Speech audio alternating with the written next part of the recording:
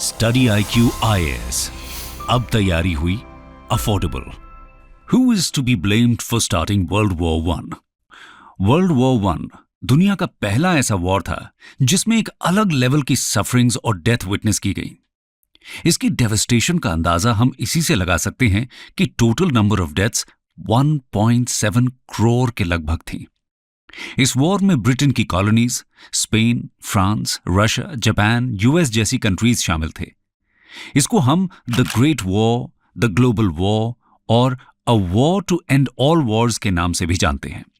ऐसा माना जाता है कि ये सबसे बड़ी लड़ाई है और आने वाले 50-60 सालों में ऐसी लड़ाई वापस से नहीं होगी। बट इसके 20 साल बाद जब 1939 में सेकेंड वर्ल्ड वॉर हुआ तो इसका नाम बदलकर वर्ल्ड वॉर I रख दिया गया।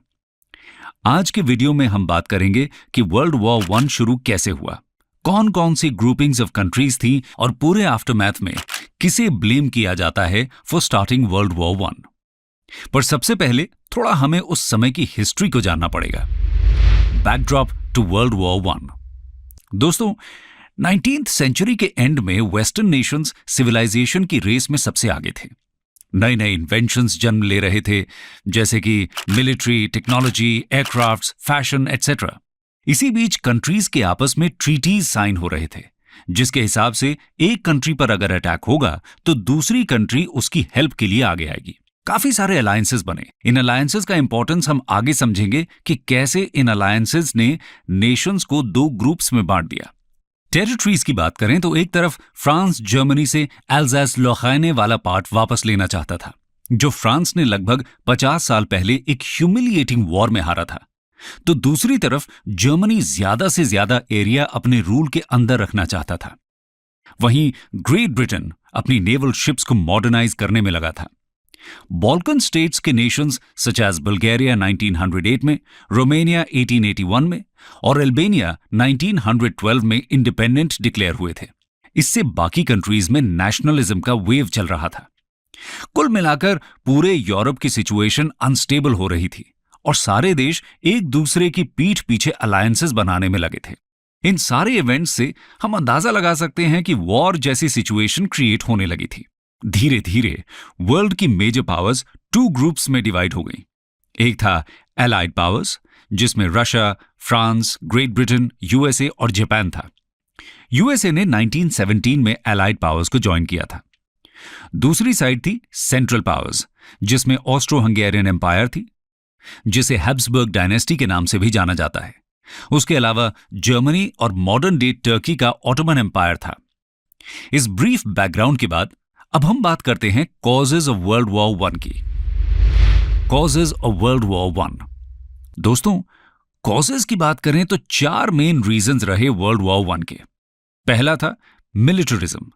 आपस में arms race, machine guns, tank, बड़ी आर्मीज, नेवल शिप्स दुनिया को मिलिटराइज कर रही थी। इसको सपोर्ट कर रहा था ब्रिटेन, यूएसए और जर्मनी के इंडस्ट्रियल कॉम्प्लेक्सेस, जहां मिलिट्री इक्विपमेंट का प्रोडक्शन होता था। सेकेंड रीजन था अलायंस सिस्टम। 19th सेंचुरी में यूरोप में कंट्रीज ने आपस में अलायंस बनाए। 1882 का ट्रिपल अलायंस, जिसके मेंबर कंट्रीज थे जर्मनी, इटली और ऑस्ट्रो हंगेरियन एम्पायर। सिमिलरली 1904 में एंटॉन्टे कॉर्डियल नाम का एक अलायंस बना, जिसमें फ्रांस और ग्रेट ब्रिटेन थे, जो 1907 में एंटॉन्टे कॉर्डियल ट्रिपल एंटॉन्टे में कन्वर्ट हो गया, आफ्टर इंक्लूडिंग रशिया। मिलिटरिज्म और अलायंस सिस्टम के बाद थर्ड रीजन था इंपीरियलिज्म, मतलब अपने अपने रूल के एरिया को एक्सपैंड करने की दौड़। सारी major powers, Russia, Great Britain, USA etcetera, अपनी कॉलोनीज को एक्सटेंड करने में लगे हुए थे। दोस्तों, अफ्रीका में कॉलोनाइजेशन की ऐसी रेस थी कि उसके लिए हिस्टोरियंस एक टर्म यूज करते हैं, स्क्रैम्बल फॉर अफ्रीका। अफ्रीका उस समय अनएक्सप्लोर्ड था, प्लस चीप लेबर का सोर्स था और साथ ही साथ वहां के डायमंड माइंस इंपीरियल नेशंस की नजर में आ गए थे। मल्टीपल कंट्रीज का इंटरेस्ट अफ्रीका में होने की वजह से आपस में डिफरेंसेस आने लग गए और फिर इनको सॉल्व करने का रास्ता निकाला गया वॉर। फोर्थ रीजन है नेशनलिज्म।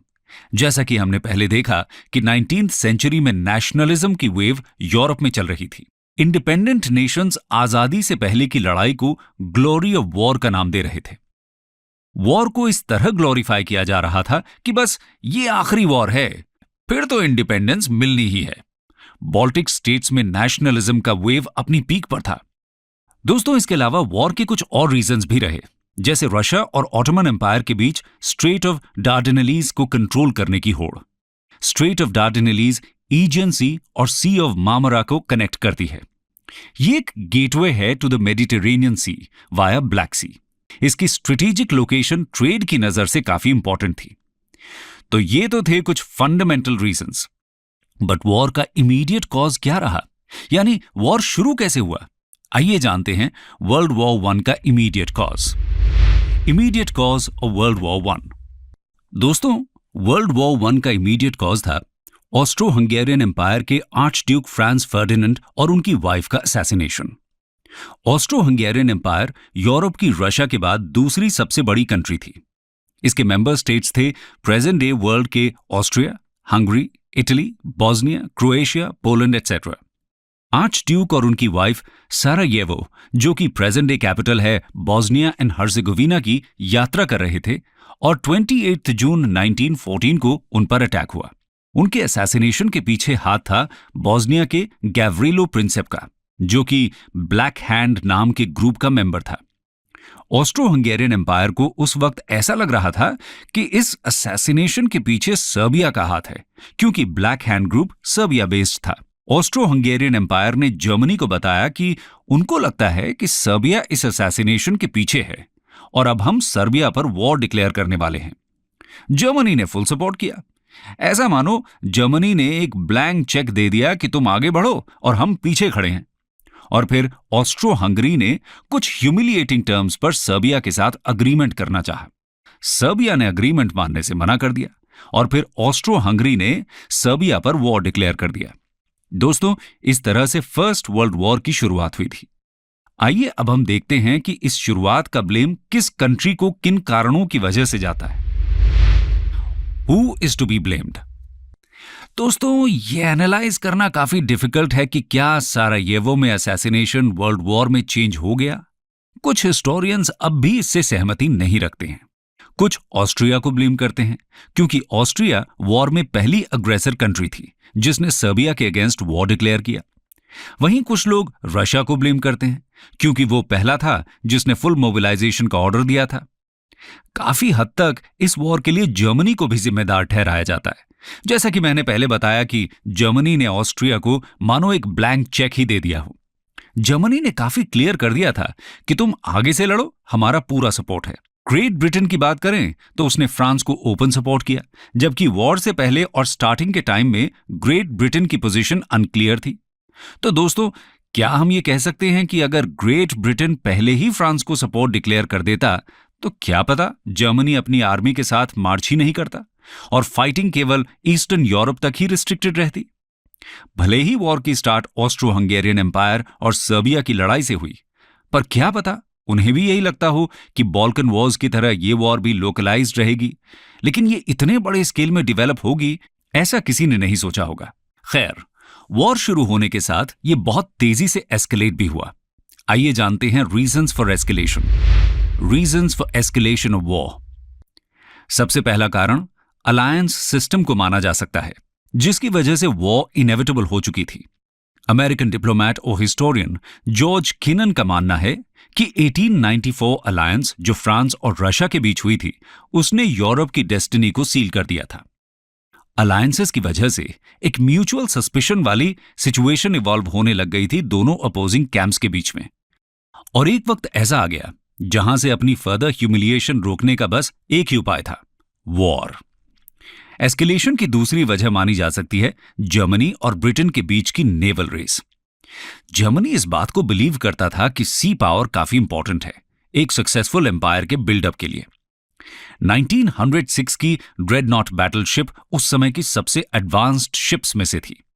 1914 में दोनों कंट्रीज एक इक्वल फुटिंग पर आ गए थे और खुद के जहाजों को सुपीरियर प्रूव करने में किसी कंट्री ने कोई कसर नहीं छोड़ी।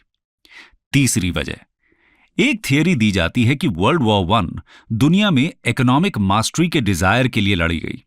जर्मन बिजनेसमैन और कैपिटलिस्ट ग्रेट ब्रिटेन के अगेंस्ट वॉर करना चाहते थे, मार्क्सिस्ट हिस्टोरियंस इस थियोरी के फेवर में हैं, क्योंकि इस वॉर का पूरा ब्लेम एक कैपिटलिस्ट सिस्टम को जाता है। जर्मन हिस्टोरियन जेरार्ड रिटर मानते हैं कि जर्मनी का the Schlieffen plan of 1905-1906 extremely risky था। इस प्लान के हिसाब से जर्मनी फ्रांस और रशिया को एक साथ हराना चाहती थी। चाहे आउटकम जो भी हो, हम कह सकते हैं कि यह प्लान एक डिजास्टर की शुरुआत थी for both Germany and Europe. Escalation की चौथी वजह मिसकैलकुलेशन मानी जा सकती है। ऑस्ट्रिया के पार्ट पर एक मेजर मिसकैलकुलेशन ये सोच लेना रहा कि अटैक के बाद रशिया सर्बिया को सपोर्ट नहीं करेगा। दूसरी तरफ जर्मनी का अनकंडीशनल सपोर्ट टू ऑस्ट्रिया, जिसमें किसी ने यह नहीं सोचा होगा कि मोबिलाइजेशन का मतलब वॉर ही हो जाएगा। मिलिट्री जनरल्स की बात करें तो उनसे भी एक मिसकैलकुलेशन हुई कि उन्हें लगता था कि अगर जल्दी जीत हासिल करनी है तो फुल ब्लोन फोर्स के साथ ही मिलेगी।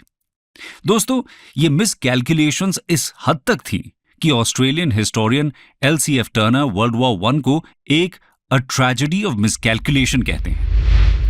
कंक्लूजन।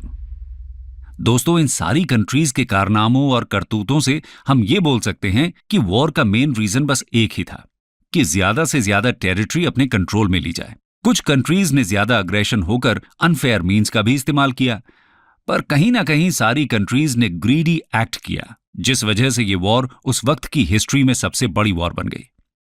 इस वॉर में न केवल मिलिट्री और रेशियल सुप्रीमेसी की होड़ लगी थी, बल्कि जिस तरह से उस टाइम के लीडर्स ने इस सिचुएशन को हैंडल किया और वॉर बढ़ती ही चली गई, इसे all time disastrous leadership failure भी बोला जा सकता है। आज भी इस वॉर के लिए ब्लेम करने को लेकर एक कंसेंसस नहीं बन पाया है। अगर जर्मनी अपने अग्रेसिव बिहेवियर के लिए रिस्पॉन्सिबल है, तो रशिया ज्यादा से ज्यादा आर्म्स बिल्डअप के लिए रिस्पॉन्सिबल था। तो दोस्तों, हम किसको ब्लेम करेंगे इस वर्ल्ड वॉर I के लिए? यहां किसी एक कंट्री को ब्लेम करना अनफेयर होगा, क्योंकि लगभग सारी कंट्रीज ही एक दूसरे के खिलाफ लड़ रही थी। एंड में यही इंपॉर्टेंट है कि चाहे स्टार्ट किसी ने भी की हो वॉर, सबका अपना अपना रोल था to bring about large scale devastation to the world. World war I से एक मैसिव सोशल अपहीवल हुआ, क्योंकि लाखों महिलाएं वर्कफोर्स में एंटर हुई टू रिप्लेस मेन जो वॉर में गए थे और कभी लौटकर नहीं आए। पहला world war Spanish flew off 1918 को स्प्रेड करने के लिए भी रिस्पॉन्सिबल है। ये one of the world's deadliest global pandemics था, जिसमें लगभग 20 से 50 मिलियन लोगों की जान गई थी। बहुत सारे मिलिट्री कॉन्फ्लिक्ट से रिलेटेड टेक्नोलॉजीज जैसे machine guns, tanks, aerial combat and radio communications का मैसिव स्केल पर इंट्रोडक्शन भी वर्ल्ड वॉर I के दौरान ही हुआ था।